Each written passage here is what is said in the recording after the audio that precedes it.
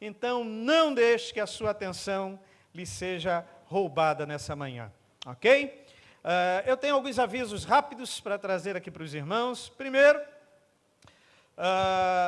hoje, às 7 horas, nós temos um encontro aqui com o presbítero Samuel e a diaconisa Simone.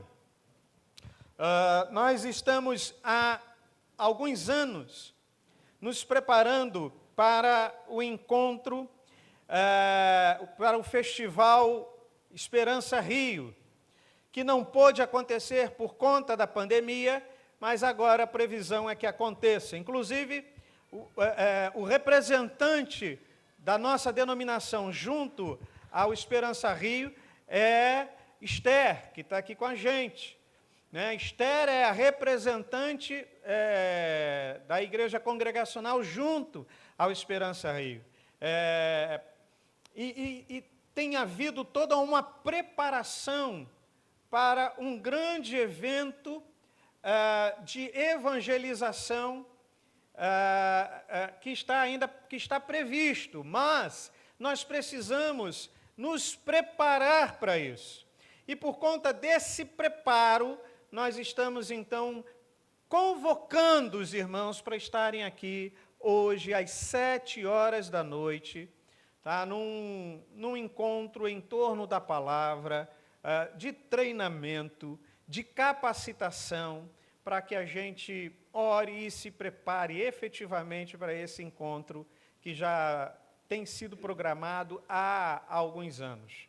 Tá bom, irmãos? Então, hoje, às 19 horas, esteja aqui conosco. Não deixe de estar aqui conosco. É importantíssimo que você esteja aqui conosco hoje, às 19 horas. Nós estamos nos preparando também para o encontro de casados, que vai acontecer dos dias 16 a 19 de junho.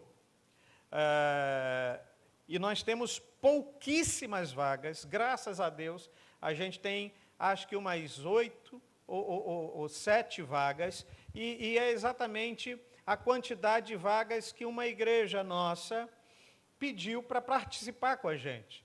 Então, a gente pediu para que eles aguardassem, porque é lógico que a gente deseja que a igreja de Caraí participe. Mas a gente não pode segurar por muito tempo essas vagas. Então, se até o final desse mês essas vagas não forem preenchidas, infelizmente, nós vamos ter que abrir para outras igrejas.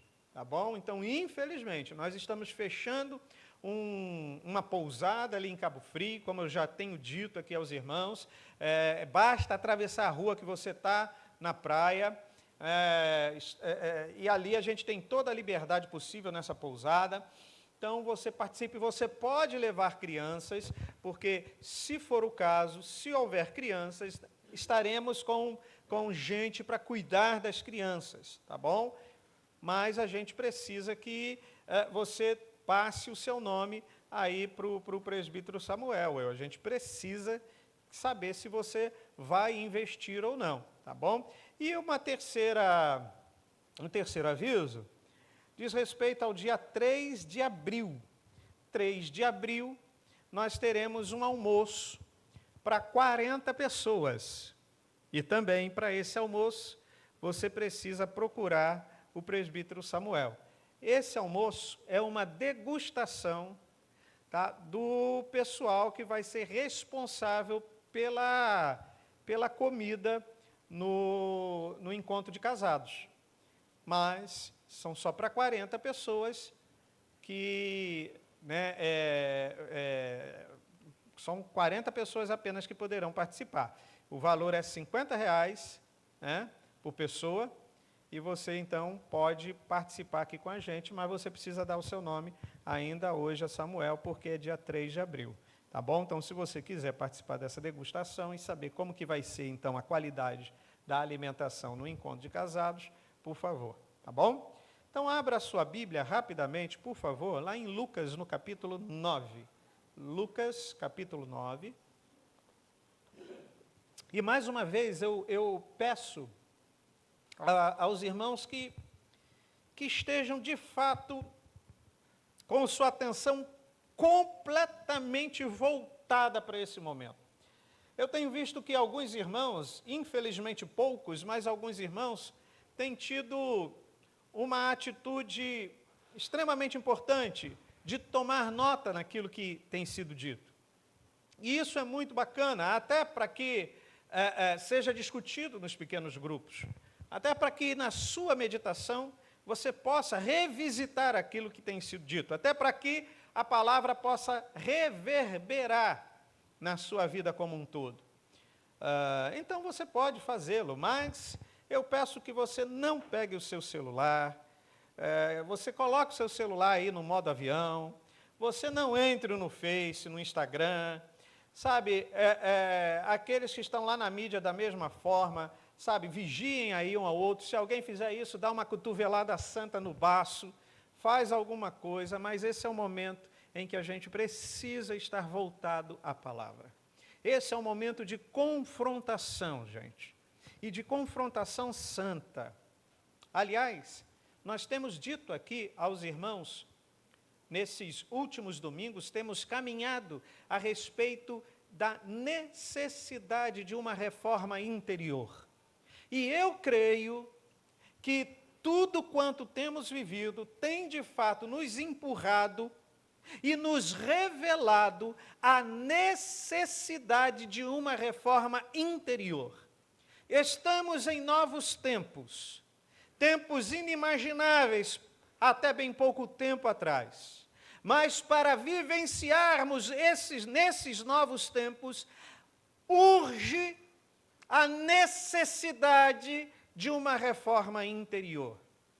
E eu não sei se os irmãos têm percebido, mas a minha tese nesses nossos encontros em torno da palavra é que o que proporciona a reforma interior necessária para os novos tempos em nós é o discipulado.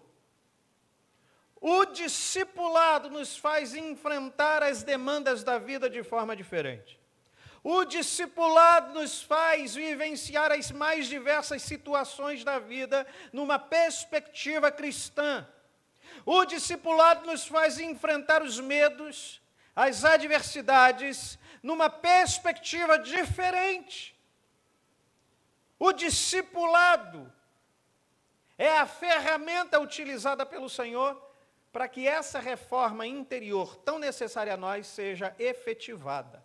Portanto, eu convido você então a abrir Lucas 9, a partir do verso 10. 9, verso 10, diz assim: Ao regressarem os apóstolos, vou fazer o seguinte, não vou ler na minha versão, não. Coloca, por favor, na NVI, por favor, quem está na mídia, eu não sei. Bota na tradução NVI, vamos acompanhar aqui juntos a tradução da NVI. Vamos assim, do verso 10 ao 17. NVI.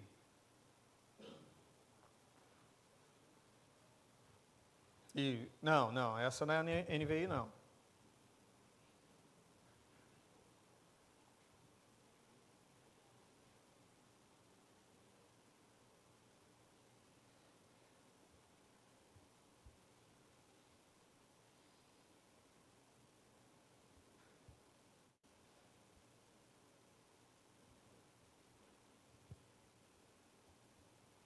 Então, eu vou ler aqui. E os irmãos, prestem atenção.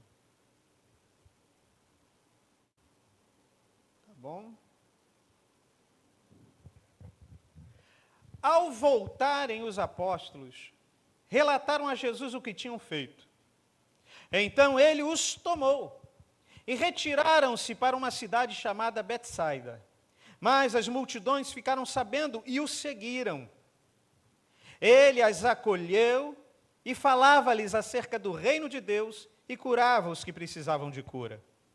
Ao fim da tarde, os 12 aproximaram-se dele e disseram: Manda embora a multidão para que eles possam ir aos campos vizinhos e aos povoados e encontrarem comida e pousada, porque aqui estamos em lugar deserto.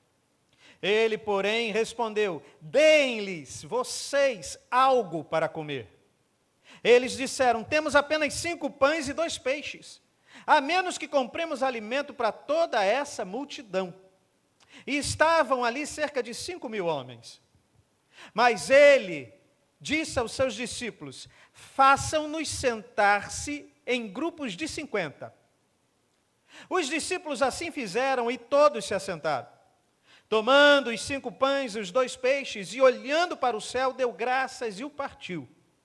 Em seguida, entregou-os aos discípulos para que os servissem ao povo. Todos comeram e ficaram satisfeitos. E os discípulos recolheram 12 cestos cheios de pedaços que sobraram.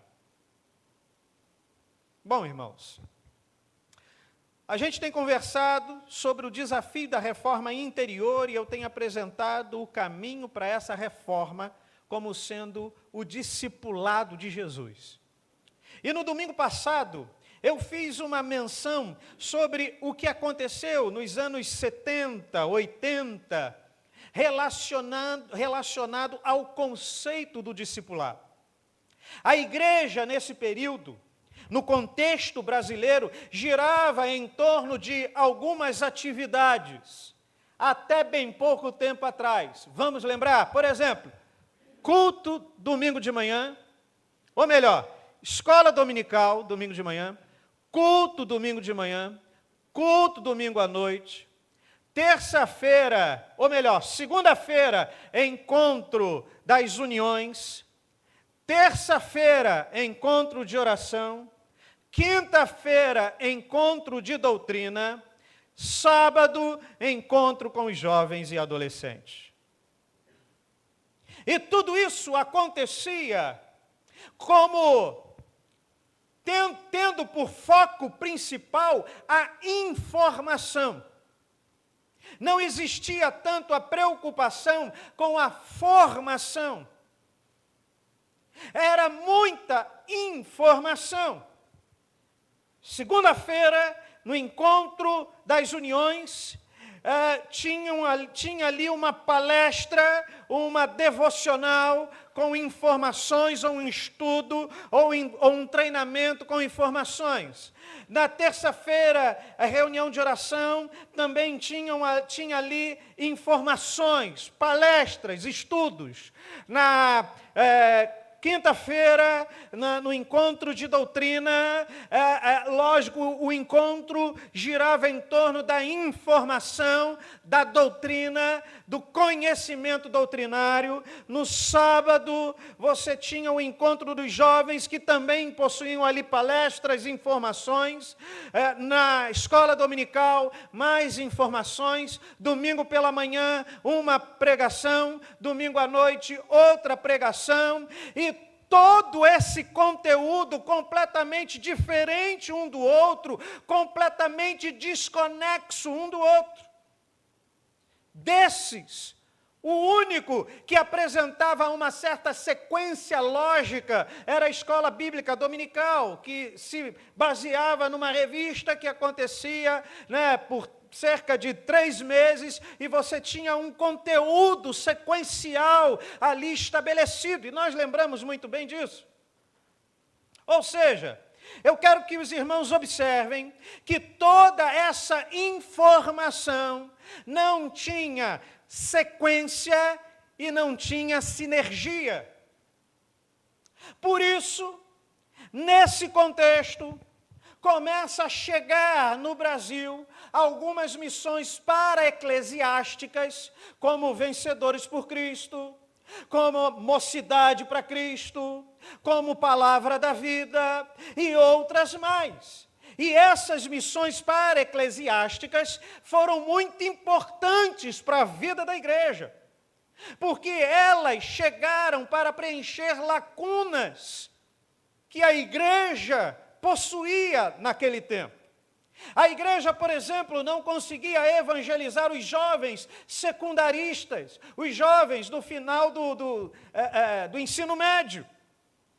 Então, algumas dessas missões para-eclesiásticas se especializaram na evangelização de jovens secundaristas. A igreja tinha dificuldades de evangelizar jovens universitários. Quem não lembra da ABU? Eu frequentei muitas reuniões da ABU, na UFRJ. Talvez você tenha frequentado também. Ou seja, essas instituições, essas missões para-eclesiásticas eram especialistas em algo e por isso eram boas naquilo que faziam. O que eles faziam, faziam com excelência, faziam bem feito. Uma missão para-eclesiástica que fazia música, fazia a melhor música. Até hoje, a gente conhece, inclusive aqueles que não viveram na época, conhecem músicas de vencedores por Cristo. Você pode hoje não gostar muito do estilo, mas você duvido que olhando a letra, olhando a melodia, olhando a canção, não entenda e não perceba como aquilo foi feito com excelência em seu tempo. Ora, uma missão para-eclesiástica que trabalhava com adolescentes era especializada naquilo e, obviamente, fazia bem feito, porque só fazia aquilo. E aí chega, a partir dessas missões para-eclesiásticas, o conceito de discipulado. E quando o conceito de discipulado chega através dessas missões, o foco do discipulado passa a ser a formação e não a informação. Passa a ser a formação do caráter, a formação das atitudes, a formação de uma pessoa como discípulo de Cristo. E aquilo causa um choque na igreja. Porque a igreja até então, em tudo quanto fazia, estava baseado na informação e não na formação. Mas essas missões trabalharam o inverso. Trabalharam na formação e não na informação.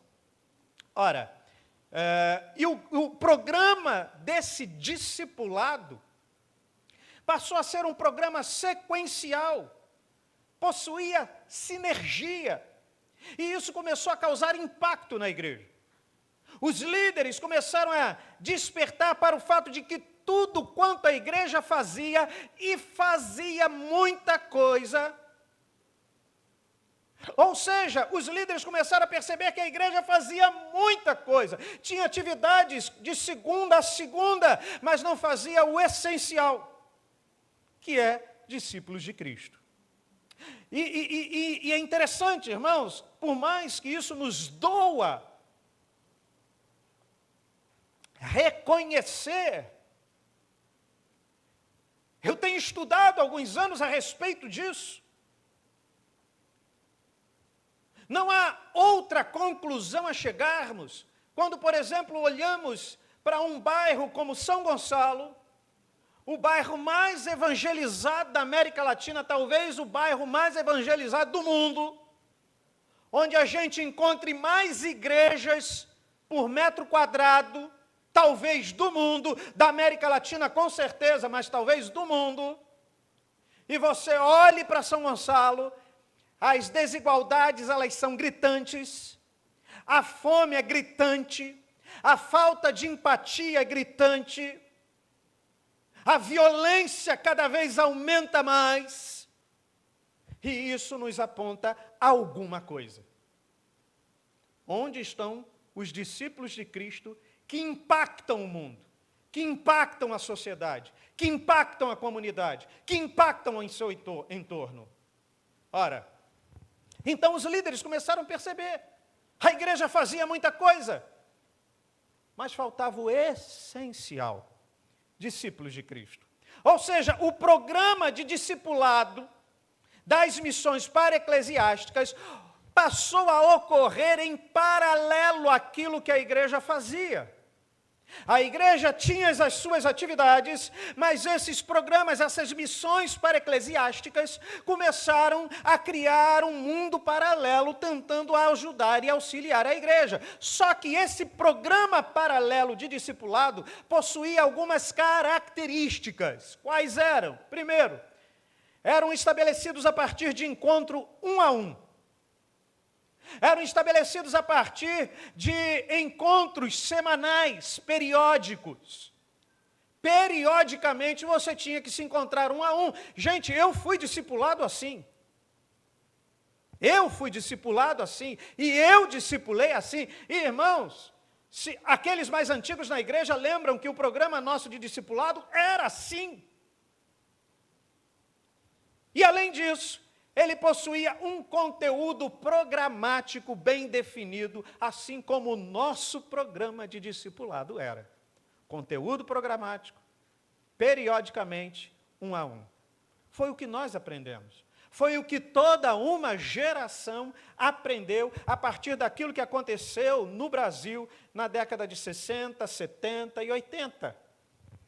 Ora, e o grande problema é que as pessoas que ensinaram esse processo, que foi riquíssimo e que ajudou muito a igreja,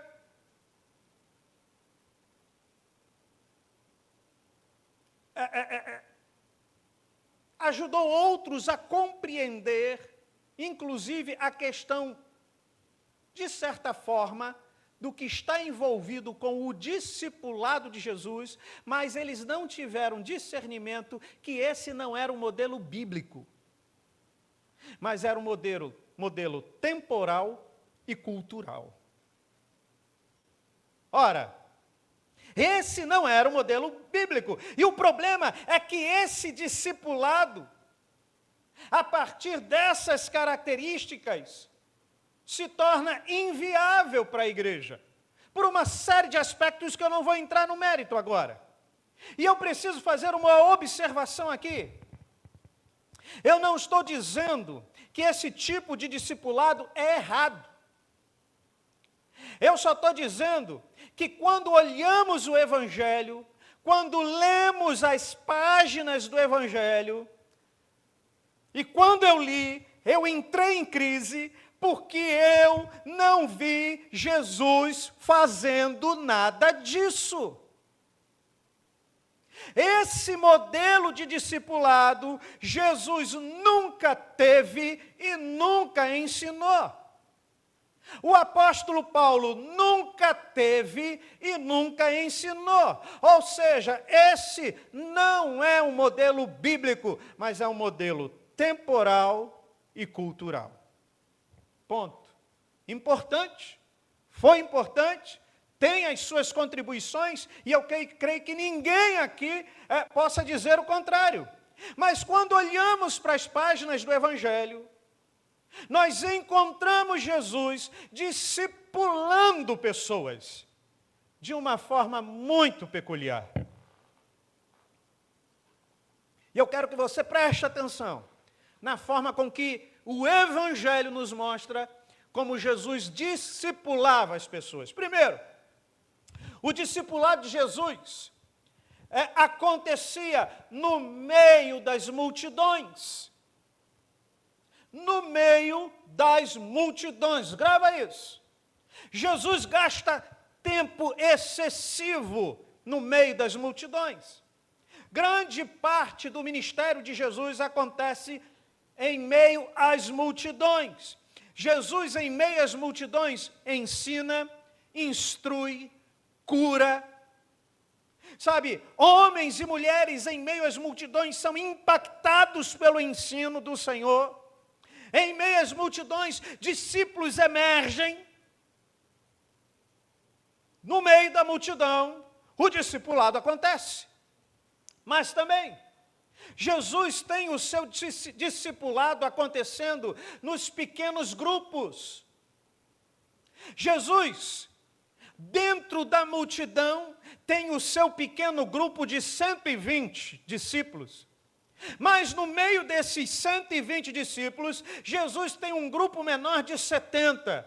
Mas no meio desse grupo de 70, Jesus tem um grupo menor de 12. No meio desse grupo de 12, Jesus tem um grupo menor de 3. Ou seja, Jesus se relaciona com seus discípulos em grupos pequenos, em conexões pequenas. E eu quero que você perceba que quando nós lemos os evangelhos, 70% observamos que 70 a 80% das vezes que Jesus se reúne em grupos pequenos, o conteúdo programático, aquilo que é conversado nesses grupos pequenos, é determinado pela fala de Jesus em meio às multidões. O que ele fala em meio às multidões, em média de 70% a 80%, é rediscutido nos grupos pequenos. Ali os discípulos tiram dúvidas. Ali os discípulos, por ouvirem os fariseus, os saduceus, contra-argumentando Jesus, tiram ali dúvidas e apontam aquilo que os fariseus falaram, e Jesus ali vai tirando as dúvidas dos seus discípulos. Então, o grupo menor é o momento de se dissipar dúvidas, de aprofundar conhecimento do que Jesus ensinou em meio às multidões. Mas, Jesus, ele discipulava também nos encontros individuais. Alguns, como o que aconteceu com Nicodemos, com hora marcada, agendada previamente. Outros, de forma casual, como o caso da mulher samaritana. O jovem rico vem a Jesus e lhe faz questionamentos. Ou seja, Jesus fala com pessoas que o ouviram falando em meio às multidões, onde foi gerado dúvidas, questionamentos, questões interiores, e essas pessoas então procuram Jesus para ouvir a respeito dele mesmo, as suas dúvidas sendo dissipadas. Mesmo entre os discípulos, no grupo pequeno, isso acontece. A gente vê, por exemplo, Filipe tirando dúvidas com Jesus.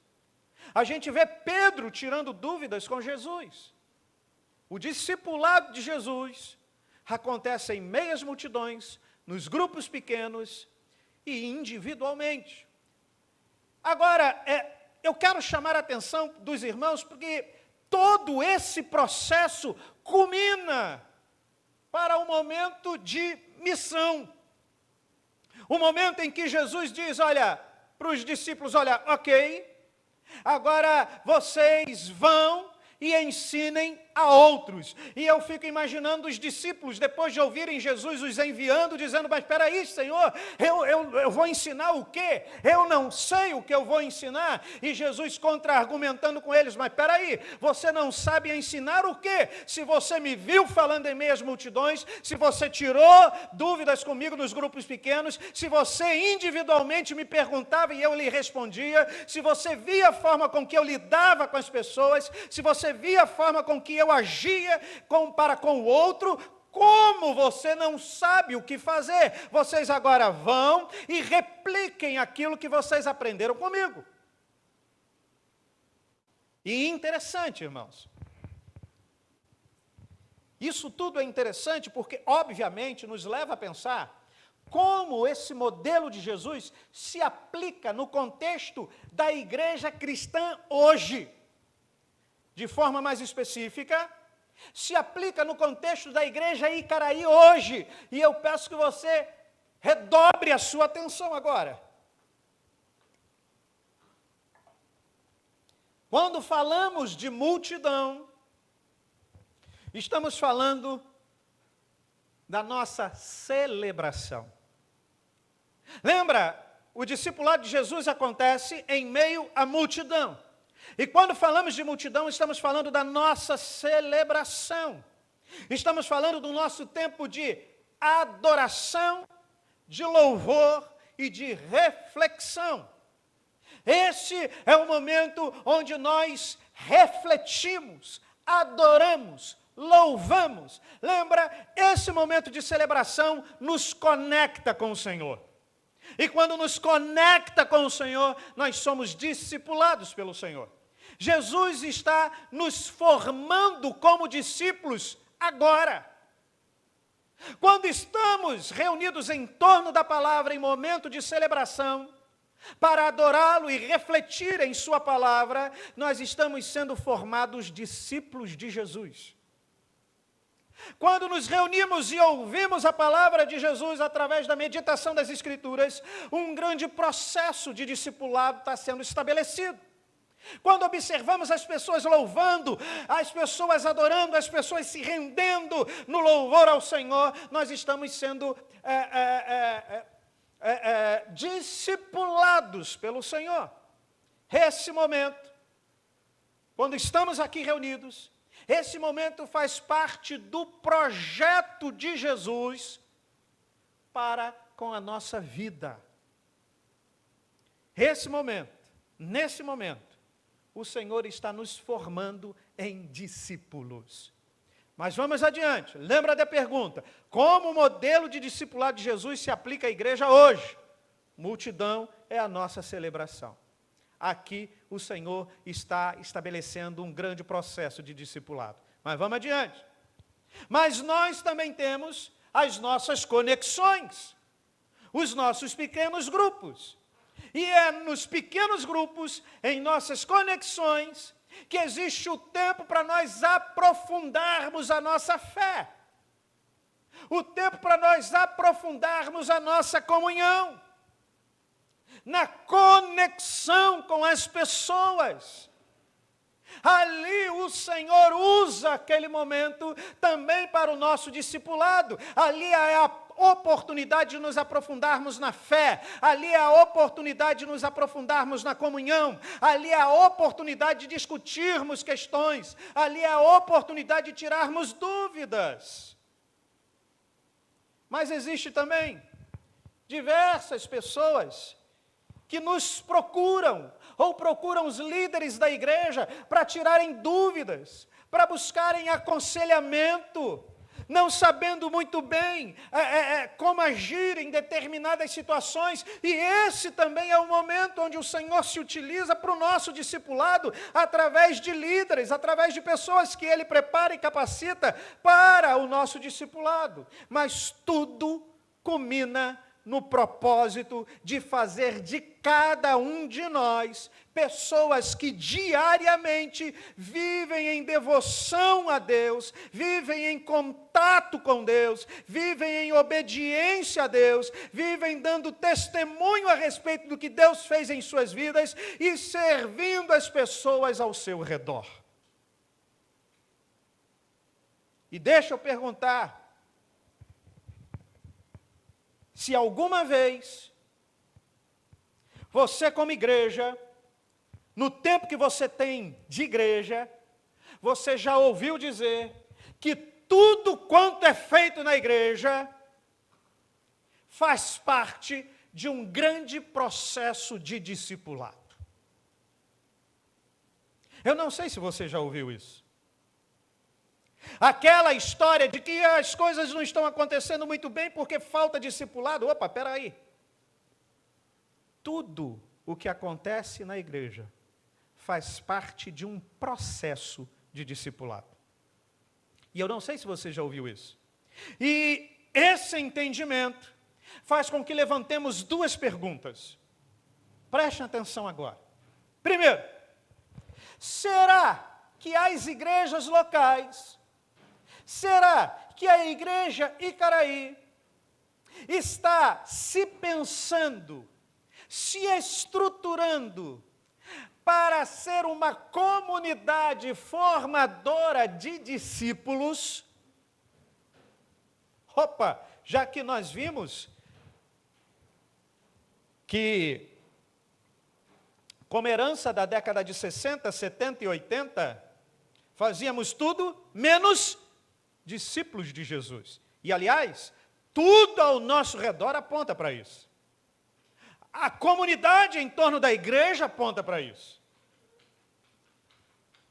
Vou te dizer uma coisa. Lembra que semana passada, não, na primeira, acho que foi na primeira semana, eu estive numa situação complicada. Eu fui pregar em Cordovil, lembra que eu falei?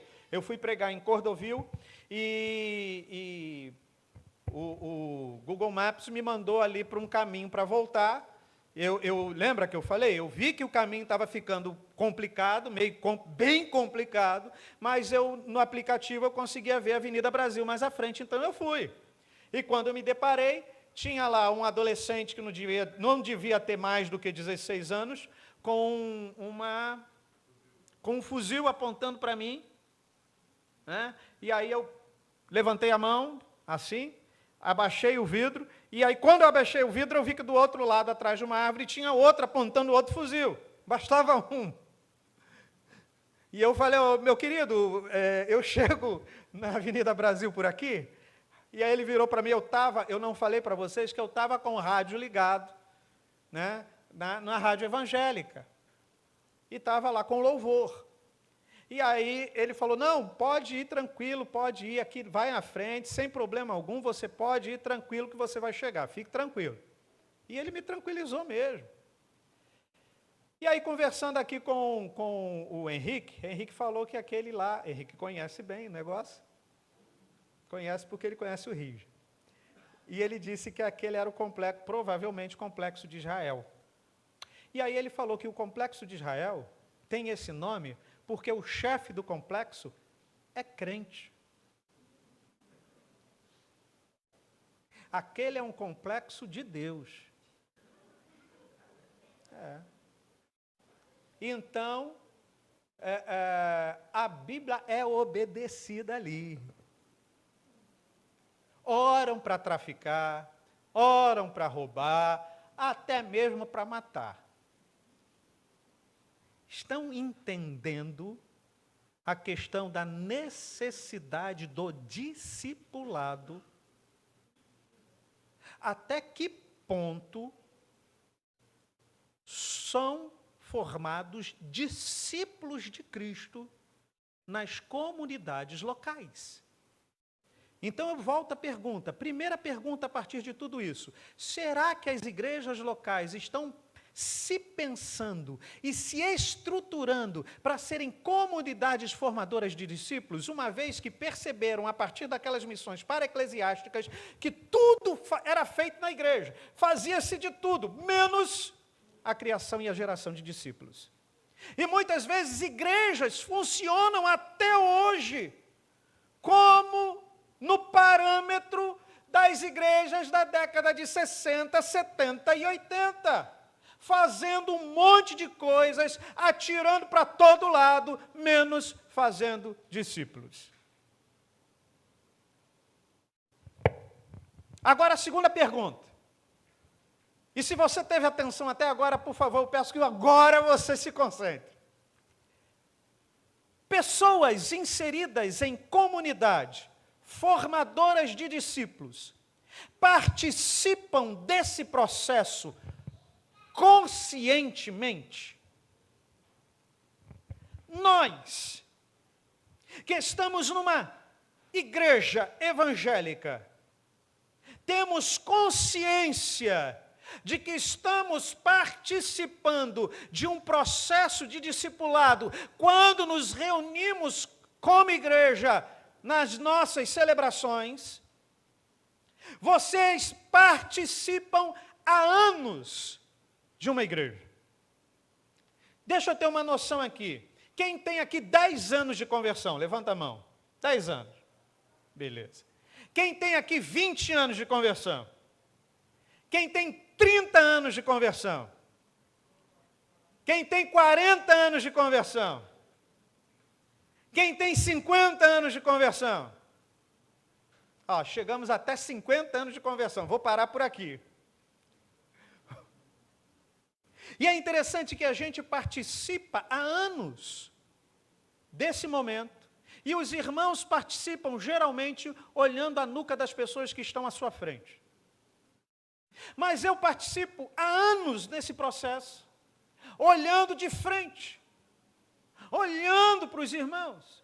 E eu tenho que dizer que tenho sérias dúvidas se participamos desse processo, na maioria das vezes, como um tempo de discipulado, onde Jesus nos convocou.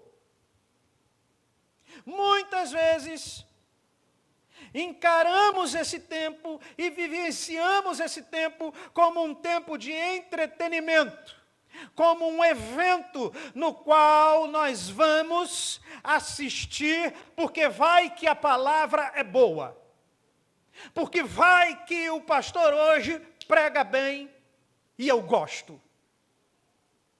Porque também, se não gostar, eu salto fora e vou para outra.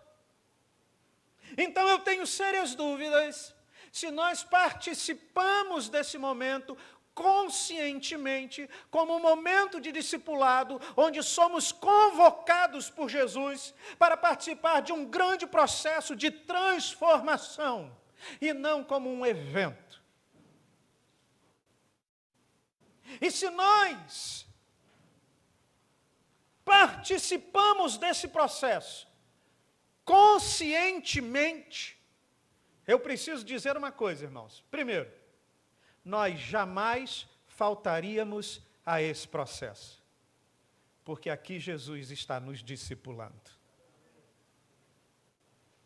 Aqui nós estamos sendo confrontados, impactados pela palavra, não do pastor, mas pela palavra que as Escrituras nos apontam.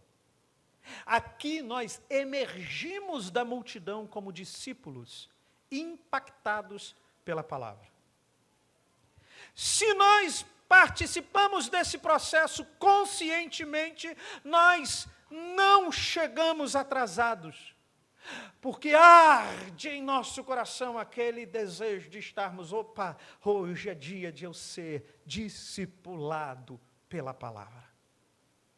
Eu não posso me atrasar, porque hoje eu tenho um encontro com a palavra. Hoje eu tenho um encontro transformador da minha vida.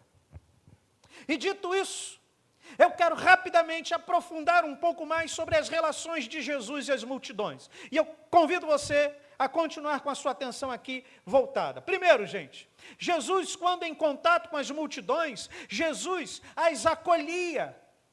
Jesus chamava as multidões para si. Jesus, em meio às multidões, ensina e instrui. Jesus cura os enfermos em meio às multidões. Jesus supre as necessidades das multidões. Jesus se compadece da situação das pessoas em meio às multidões. Logo, se você ouviu alguém dizer e querendo te convencer de que o modelo ministerial de Jesus acontecia um a um, essa pessoa precisa ler mais as Escrituras, porque Jesus está constantemente em contato com as multidões. E para ficar isso muito claro, essa compaixão de Jesus pelas multidões, só no Evangelho de Mateus, aparece por 3 vezes. Mateus 9, verso 36 diz assim: ao ver as multidões, teve compaixão delas, porque estavam aflitas e desamparadas como ovelhas sem pastor. Mateus 14, 14, quando Jesus saiu do barco e viu tão grande multidão, teve compaixão deles e curou os seus doentes. Agora, me parece que os discípulos, mesmo participando desse processo de discipulado, não conseguiram muito bem entender com facilidade isso.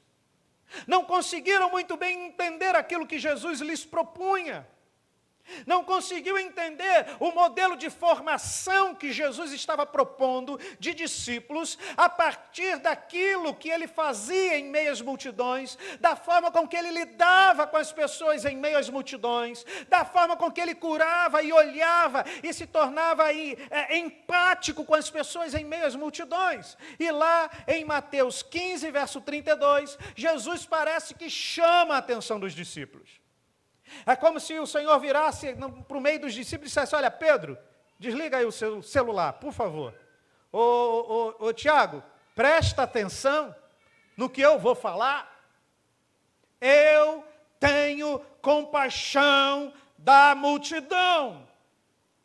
Presta atenção no que eu vou falar agora. Eu vou ser bem claro. Eu tenho compaixão da multidão. Mateus 15, verso 32 diz assim: Jesus chamou os seus discípulos e disse: tenho compaixão dessa multidão.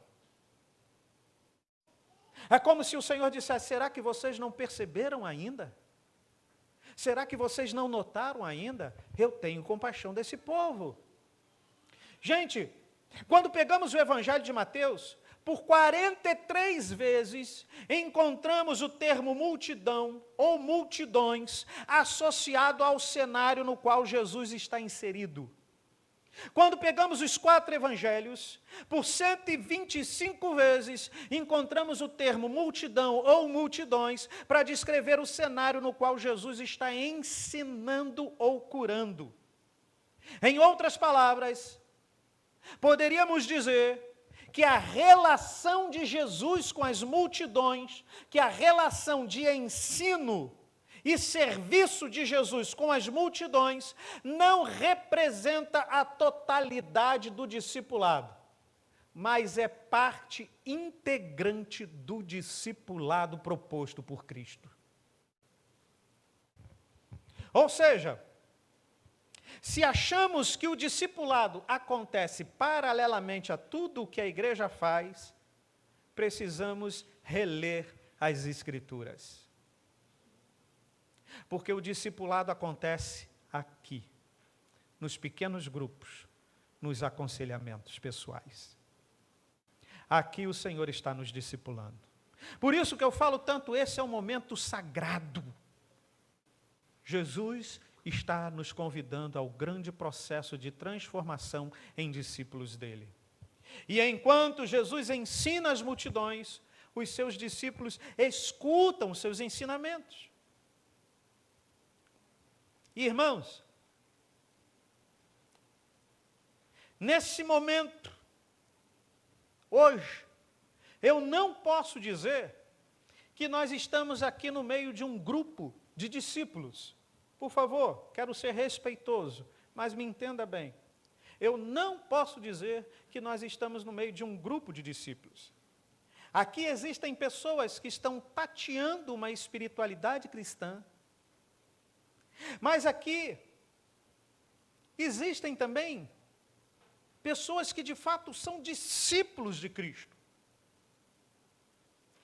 Mas o que distingue um do outro? O que distingue o discípulo de Cristo do não discípulo de Cristo? O que distingue um discípulo no meio da multidão é como essa pessoa escuta, acolhe e responde ao ensino. O que distingue se somos discípulos ou não é como escutamos, acolhemos e respondemos o ensinamento do Senhor. Ora, os discípulos observam e aprendem como Jesus faz. Aprendem a respeito da dedicação, da paixão, da abordagem, da autoridade de Cristo. Ou seja, no meio da multidão, os novos discípulos vão emergindo à medida que eles escutam, acolhem e respondem ao discipulado. Como você tem respondido nesse processo? Aqueles que já são discípulos são formados através do ouvir, observar e imitar. Consciência de todo esse processo. Mas para finalizar, eu quero fazer um estudo de caso, rápido. Um estudo de caso. E agora eu convido você a abrir novamente a sua Bíblia lá no texto que lemos no início. Vamos fazer um estudo de caso. Se ficar mais fácil, se você tiver aí a versão NVI, coloca aqui, por favor, para ficar mais fácil, porque a gente vai falar na NVI.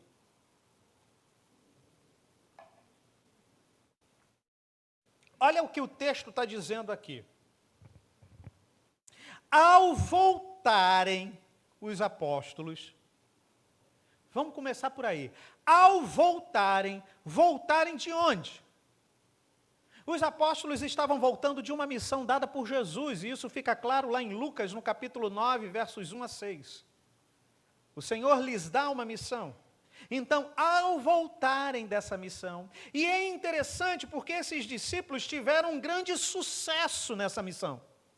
Foi uma missão bem sucedida, ao ponto da gente ler em Lucas 9, dos versos 7 a 9, que Herodes fica profundamente abalado com o fato de o nome de Jesus ser conhecido em toda aquela região. Em outras palavras, a missão dos discípulos desestabiliza as estruturas. E sabe o que isso significa? Irmãos, eu posso pregar por 22 anos, como basicamente tenho pregado nessa comunidade. Eu posso pregar por 30, 40, 50 anos, toda a minha vida. Eu posso me dedicar ao máximo para vencer os meus limites e apresentar a você o melhor que eu posso, o melhor que eu tenho condição, a partir de uma palavra estudada e meditada e pautada nas Escrituras. Mas nada disso muda Icaraí ou Niterói. Icaraí e Niterói só mudarão quando nós, como discípulos, impactados pelas Escrituras, passarmos a viver o Evangelho nos mais diversos setores da nossa vida. Vivermos o Evangelho na escola, vivermos o Evangelho no trabalho, vivermos o Evangelho na fila do pão, vivermos o Evangelho no banco, vivermos o Evangelho dentro de casa, vivermos o Evangelho com vizinhos, vivermos o Evangelho. E perceba que o que muda uma cultura não é um pregador, mas o que muda uma cultura são discípulos de Cristo altamente comprometidos com o Evangelho de Jesus. É isso que muda uma cultura. E se eu olho São Gonçalo, Niterói, e os percebo como eu os descrevi para os irmãos, eu entendo que falta o Evangelho na vida de verdadeiros discípulos de Cristo. Os discípulos estão experimentando sucesso em sua missão. Aí então entendemos a segunda parte do texto. Olha aí a segunda parte do texto. Então, ele os tomou e retiraram-se para uma cidade chamada Betsaida. Ou seja, o sucesso foi grande. E é óbvio que aqueles homens estavam esgotados. Eles se dedicaram, fizeram o seu melhor, fizeram com afinco, com todas as suas forças. Sabe, se dedicaram à missão que o mestre lhes dera. Quando eles então voltam, aparece Jesus e pensa em ter um tempo de descanso e de privacidade. Jesus vira para eles e diz o seguinte: olha, eu sei que vocês estão cansados, vocês se dedicaram, glória ao meu Pai por isso, mas vamos tirar um tempo agora em Cabo Frio, um tempo só para a gente. Vamos descansar um pouco, um tempo só nosso. Jesus então programa um descanso e privacidade em Cabo Frio. Mas, passa o texto, por favor. Mas olha o que acontece. Pula aí o texto. Isso, verso 12. Ao fim da tarde, os 12 aproximaram dele e disseram: não, volta, é o 11, você pulou um, é o 11, isso. Mas as multidões ficaram sabendo e o seguiram. Como você reagiria se você planeja que dentro do seu atual momento de vida, você percebe que não tem condições de estar servindo em determinadas áreas da igreja, fazendo determinadas coisas para o reino de Deus? Quando você percebe que está vivendo um momento de vida que precisa respeitar os seus limites, precisa ter mais tempo para você, precisa ter mais tempo para a família, precisa ter mais tempo para os estudos, precisa ter mais tempo para a sua vida profissional. E eu preciso dizer que nada disso é errado. O problema é quando nós resolvemos olhar para esses limites que apontamos para a nossa vida, e é como se a gente dissesse para o Senhor: Senhor, eu já fiz a minha parte, eu agora preciso descansar. Senhor, eu já fiz a minha parte, agora o Senhor sabe como eu estou precisando de um tempo.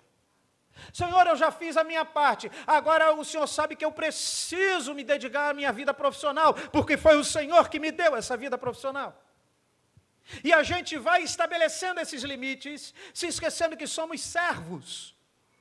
E servo não estabelece os seus limites. Ora, como um servo vai virar para o seu Senhor e dizer: Senhor, eu estou estabelecendo um tempo aqui para mim. Eu preciso desse tempo. Eu tenho os meus limites. Se fosse aqui, você levava no tabefe. É óbvio que o Senhor não faz isso com a gente. Só que a missão continua. E mesmo com esse plano, ele é frustrado, porque a missão continua. O problema é que nós estabelecemos às vezes limites e tempos e períodos e uma série de coisas, e nos esquecemos e fazemos isso como se a missão fosse nossa. A missão não é nossa, a missão não é minha, a missão não é tua, a missão é de Deus, então eu não posso estabelecer tempos e períodos. Precisamos entender que somos servos. Agora, a grande questão desse texto é o que Jesus vai fazer. Ele saiu para um tempo, para um descanso, para a privacidade, e o povo ficou sabendo e foi atrás. O que Jesus vai fazer? E Jesus podia muito bem nesse momento olhar para aquela multidão e falar: olha gente, muito obrigado, foi bom ter vocês aqui, eu quero agradecer pela presença de vocês, mas hoje, olha, os apóstolos estão cansados, eles realmente vieram de uma luta muito grande, eles tiveram uma missão e se empenharam, se dedicaram muito, eles estão cansados, e assim eu peço que vocês voltem amanhã a gente conversa, amanhã a gente está descansado e a gente pode atender. Jesus podia ter feito isso, mas olha o que o texto diz: ele os acolheu. Ele os acolheu. Jesus acolhe a multidão. E a palavra aqui, traduzida por acolheu, significa recepção afetiva. Sabe o que é isso? Jesus poderia ter acolhido da seguinte forma: olha, gente, a multidão ficou sabendo, eu não sei como que a multidão ficou sabendo que a gente está aqui, e veio atrás da gente. Me perdoe, eu não sei como isso aconteceu, mas vamos tentar se esforçar, vamos fazer o seguinte: a gente atende eles por meia hora, só meia hora, e a gente já volta para o nosso descanso. Então me perdoe, mas vamos nos esforçar só um pouquinho. Não. A recepção afetiva é o seguinte: Jesus olha para aquele momento de descanso e privacidade e vê que as pessoas descobriram e foram atrás, e ele olha: uau, o pessoal está aí, apareceu mais gente para ser ensinado, apareceu mais gente para ser acolhida, gente, vamos então, porque tem mais gente aqui com a gente. É diferente. E o texto diz: e falava-lhes acerca do reino de Deus e curava os que precisavam de cura. Ele ali acolhe afetivamente, restaura as pessoas. Não se trata apenas de cura física. Sabe, gente, quando Jesus fala dos princípios e valores do reino, essa cura é ampliada, porque as pessoas ali são até curadas fisicamente, mas depois de terem obtido os princípios e valores do reino, eles voltam para os seus lares e curam as suas relações conjugais, curam os seus relacionamentos com os seus filhos, curam os seus relacionamentos com os seus vizinhos, curam os seus relacionamentos, sabe, no trabalho, curam sua vida emocional, curam a cura de todos os lados estabelecida naquele momento. Mas os discípulos no meio da multidão estão ouvindo, observando, e agora são desafiados a imitarem Jesus. Jesus espera que eles os imitem. E aí passa o texto, por favor, verso 12. E aí o texto diz: ao fim da tarde, os 12 aproximaram-se dele e disseram: manda embora a multidão. Como que a gente faz isso? Não é verdade? Vamos ser sinceros? Estamos aqui reunidos em torno da palavra, precisamos ser sinceros porque esse é o momento que estamos sendo discipulados pelo Senhor. Como a gente faz isso, né? Num primeiro momento parece até que eles estão preocupados com aquele povo. Olha, manda embora a multidão para que eles possam ir aos campos vizinhos, aos povoados, para que eles possam encontrar comida, para que eles possam sobreviver. Só que a ideia não é essa. Jesus, manda embora esse povo, porque a gente está cansado. Eu estou cansado, Senhor. Manda embora esse povo. Senhor, eu preciso respeitar os meus limites. Manda embora esse povo, por favor. Sabe, eu não estou num bom momento de vida para servir. Então manda embora esse povo. E é interessante que o texto segue e dá uma aparência de que eles estão preocupados para que eles se virem. Você já fez isso? Senhor, eu não estou num bom momento de vida. Deixa se virar. Será que a gente já fez isso? Senhor, eu não sei como. Se vira. E Jesus, então, em sua resposta aos discípulos, lança um desafio. Passa para mim, verso 13. Ele, porém, respondeu: deem-lhes, vocês, algo para comer. Vocês não estão num bom momento de vida? Assumam a responsabilidade. Vocês estão cansados? Assuma a responsabilidade. Vocês estão preocupados com a sua profissão? Assuma a responsabilidade. Estão preocupados com os seus estudos? Assuma a responsabilidade. Jesus aqui dá um desafio enorme, ou seja, saiam da sua zona de conforto e engajem-se na missão. Vivam como discípulos e não como clientes consumistas. E os discípulos entram num certo desespero por conta do tamanho do desafio. Olha lá, eles disseram: temos apenas 5 pães e 2 peixes. A menos que compremos alimento para toda essa multidão. É como se a gente dissesse: olha, a gente tem um ministério para desenvolver. Como, pastor? A gente não tem estrutura para isso. Os discípulos estão falando: olha, a gente não tem estrutura para isso. E aqui eles estão vendo e encarando o tamanho do desafio que lhes fora dado. Você se acha incapaz? Imagina esse povo aqui nessa situação, cansado, exausto, e o Senhor virando por conta com 5 pães e 2 peixes, olha, alimenta essa multidão aí, ó. Por favor, parafraseando, se vira nos 30. Jesus, então, propõe uma reestruturação. Verso 14, passa para mim, por favor. Ele, então, Jesus propõe uma reestruturação. E propor reestruturação é algo tão difícil. E estavam ali cerca de 5.000 homens. Mas ele disse aos seus discípulos: façam-nos sentar-se em grupos de 50. E o texto diz que os discípulos assim fizeram e todos se assentaram. Às vezes, para que nós possamos avançar, nós precisamos reestruturar algumas coisas, inclusive na nossa vida. Às vezes na vida da igreja. E isso é custoso e dificultoso. Mas na nossa vida a reestruturação é mais simples e fácil e necessária a ser estabelecida. O que você precisa reestruturar para que o processo de discipulado se estabeleça na sua vida? E aí vem uma grande lição do Senhor.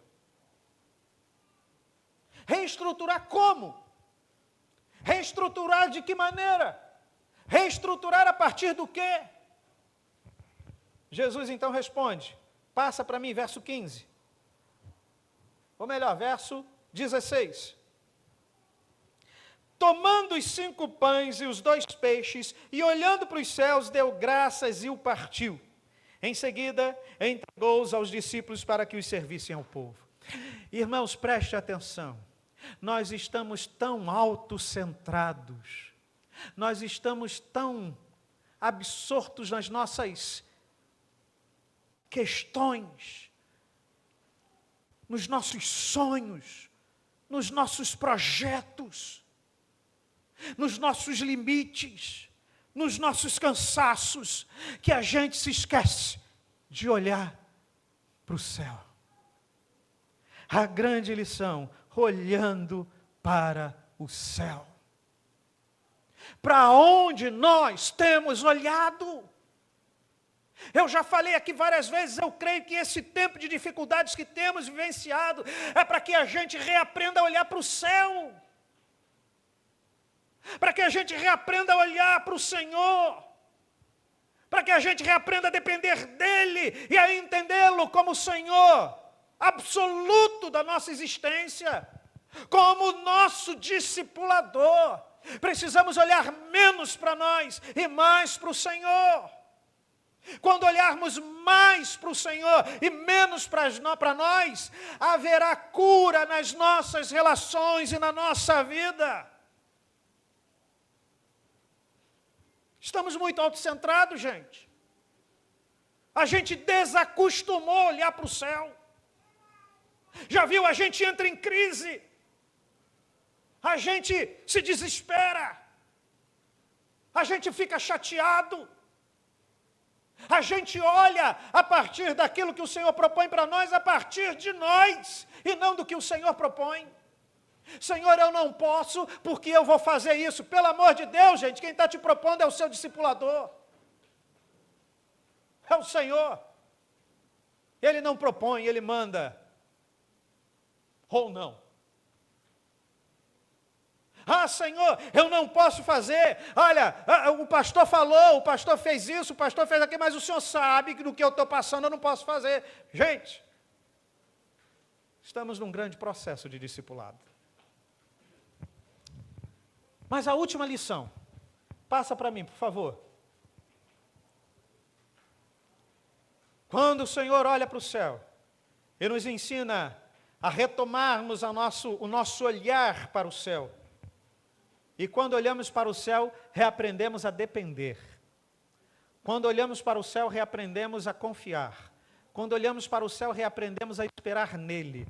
Quando olhamos para o céu, reaprendemos que as questões não vêm de nós ou da nossa capacidade, mas vêm da capacitação que o Senhor nos dá.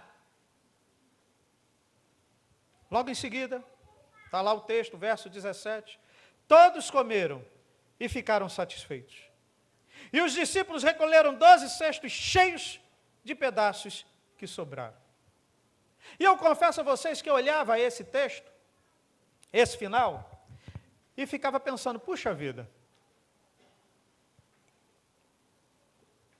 se as pessoas comeram e ficaram satisfeitas, o que os discípulos fizeram naquele lugar com 12 cestos cheios, andando assim, carregando os 12 cestos para lá e para cá? O que eles fizeram com isso? Qual o objetivo disso? E parece, aquele cesto, isso que foi traduzido como cesto, é na verdade uma espécie de alforge pessoal. Uma bolsa que as pessoas carregavam naquele tempo. Ou seja, depois que os discípulos olharam para o céu e serviram, saíram dessa experiência com os seus alforjes cheios. E parece que quando resolvemos nos poupar, por conta das nossas questiúnculas, o nosso alforje continua vazio. Dá para entender? Quando resolvemos nos reconectar à missão, nosso alforje volta cheio. Mas quando não nos reconectamos à missão, quando estamos autocentrados, nosso alforje volta vazio. Então eu quero encerrar com 3 perguntas rápidas para você responder entre você e o Senhor. Primeiro, você tem participado desse momento, entendendo que esse é um momento de formação do seu discipulado? Segundo, qual é a sua zona de conforto que Jesus hoje o desafia a deixar de lado a fim de que possa imitá-lo? E terceiro, diante do desafio dado a você por Jesus, aonde você tem fixado os seus olhos? Que o Senhor te abençoe. Feche seus olhos. Convido você a fazer a sua oração nesse momento.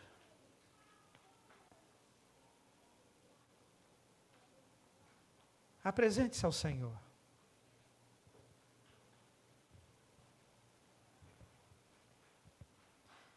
Coloque-se diante do Senhor nessa hora. E peça que Ele estabeleça a sua boa vontade sobre a sua vida.